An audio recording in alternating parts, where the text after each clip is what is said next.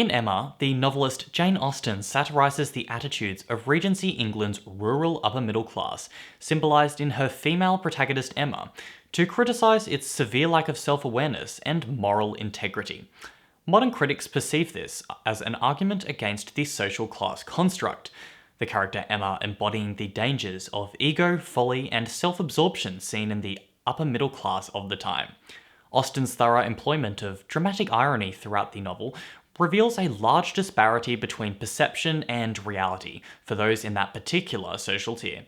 She emphasises that class and wealth do not necessarily translate into awareness or empathy. Jackson writes, Emma, in her role as social snob, she is condescending and looks down on and inaccurately perceives a character such as Robert Martin.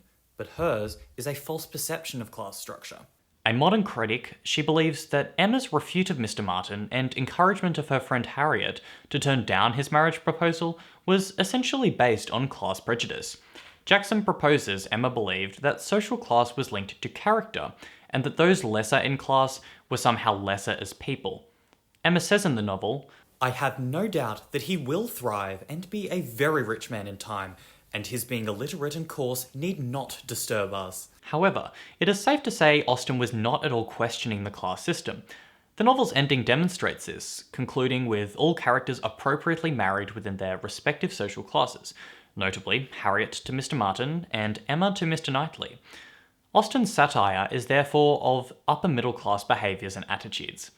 In the 16th chapter, Austen writes, It was foolish, it was wrong to take so active a part in bringing any two people together.